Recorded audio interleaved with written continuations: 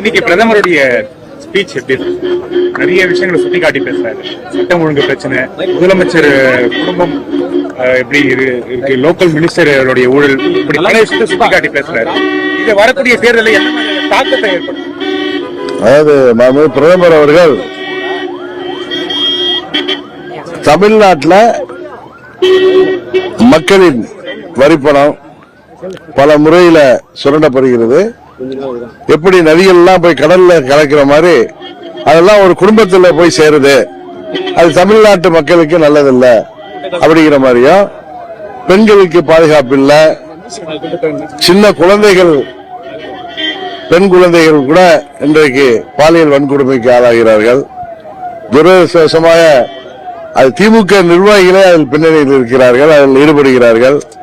போதை மருந்து கலாச்சாரம் மற்றும் தேர்தல் வாக்குறுதிகளை நிறைவேற்றாமல் இந்த ஆட்சியாளர்கள் ஏமாற்றி வருகிறார்கள் என்று இன்னைக்கு தமிழ்நாட்டில் இருக்கிற நிலைமையை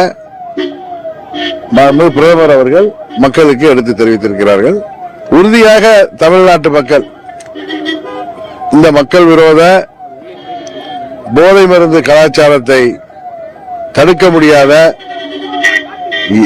எங்கும் கொலை கொள்ளை, தமிழ்நாட்டில் பாத்தீங்கன்னா கடந்த 2 நாட்களிலேயே ஊடகங்களிலையும் பத்திரிகையிலும் பார்த்தா கொலைகள், கொள்ளை, பெண்கள் குழந்தைகள்ல இருந்து, சிறு குழந்தை, பச்சிலம் குழந்தையிலிருந்து வயது வந்து முகதாட்டி வரை இன்றைக்கு வீட்டில் யாரும் தனியா இருக்க முடியல, வெளியில போக முடியல.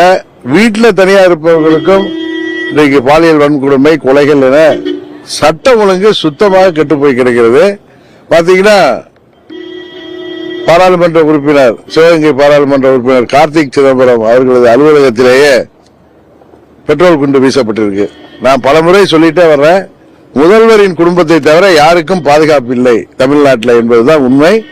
இன்னைக்கு பாத்தீங்கன்னா முன்னாள் மத்திய அமைச்சரும் மூத்த காங்கிரஸ் தலைவருமாகிய ப. சிதம்பரம் அவர்களின் தொகுதியில அவரது மகன் திரு கார்த்திக் சிதம்பரம் பாராளுமன்ற உறுப்பினர் அலுவலகத்திலேயே பெட்ரோல் குண்டு வீசப்படுகின்ற அளவிற்கு சட்டம் ஒழுங்கு சந்திச்சிருக்கிறது.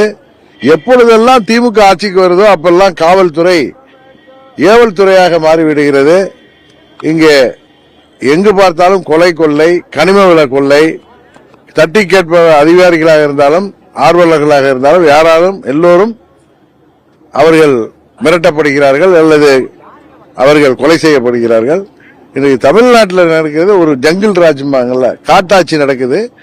இது முதல்வர் இதெல்லாம் மறப்பதற்காக, விளம்பரத்திற்காக பல்வேறு கூட்டங்களை பல இடங்கள்ல கூட்டுறாங்க. இப்ப திருச்சியில மாநாடு நடத்துறாங்க, மாநில மாநாடு.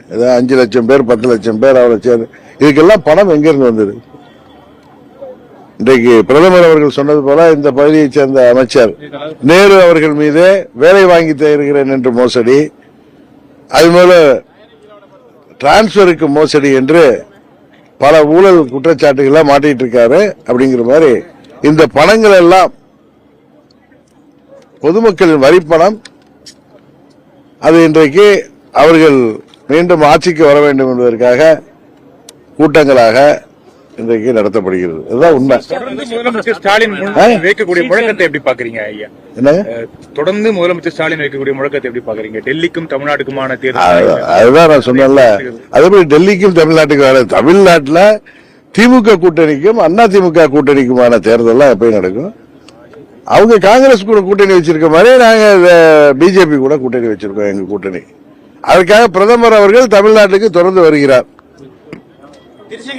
அதனால ஆனா அவங்க காங்கிரஸ் தலைவர்கள், பெரிய தலைவர்கள் யாரும் வந்து வரை இங்க வந்ததாகவே தெரியவில்லை. அவங்க முடிச்சிட்டாங்கன்னா அவங்க இன்னும் எவ்வளவு சண்டை நடந்து இப்ப அனௌன்ஸ் பண்ணல, இன்னும் அனௌன்ஸ் பண்ணாங்களா யாரா இருக்கு, எவ்வளவு தொகுதி, எல்லா கூட்டணி எல்லாருக்கும். அதிமுக தலைமையான கூட்டணி எதுக்காக வெயிட் பண்ணுதுன்னு எடுத்துக்கலாம். விஜய் ஏதாவது வருகை? இல்ல அப்படிலாம் ஒண்ணு இல்ல, வாய்ப்புகள் இருக்கா சார்? இல்ல அப்படி எதுவும் இல்ல. சுமூகமாக நடைபெற்று எல்லா கட்சிகளும் ஒற்றுமையாக தேர்தலில் போட்டிடுவோம். அதுக்கு முன்னெடுப்பு எடுத்திருக்காங்களா விஜய்? இல்ல விஜய் சம்பந்தமாக நாங்க எதுவும் பேசல. அது நீங்க தான் சொல்றீங்க. பொதுவாக இன்னைக்கு சாயங்காலம் கேட்ட போய் நான் சொன்ன மீட்டிங் போறது முன்னாடி ஒரு கூட்டணியில இன்னும் புதிய கட்சிகள் வருவது கூட்டணிக்கு பலம் சேர்க்குங்கிற அடிப்படையில சொன்னதே தவிர திரு விஜய் அவர்கள் கட்சியை பற்றி பேசுவது பற்றி எதுவும் எந்த தகவலும் யாரும் பகிர்ந்து கொள்ளவில்லை. திரு சசிகலா அவர்களை கூட்டணிக்கு வந்து வரவேற்க தயாருங்களா சார்? யாருங்க? சசிகலா அவர்கள் திருவா திருமதி தயாருங்களான்னு கேள்வி சரியா கேளுங்க சார். உங்கள் யூகங்களுக்கெல்லாம் நான் இந்த நேரத்தில் பதில் சொல்ல முடியாது, பொறுத்திருந்து பாருங்க. பேச்சுவார்த்தைகள் நடைபெற்றிருக்கிறது சார். யூகங்களுக்கு நான் பதில் சொல்ல முடியாது. வேற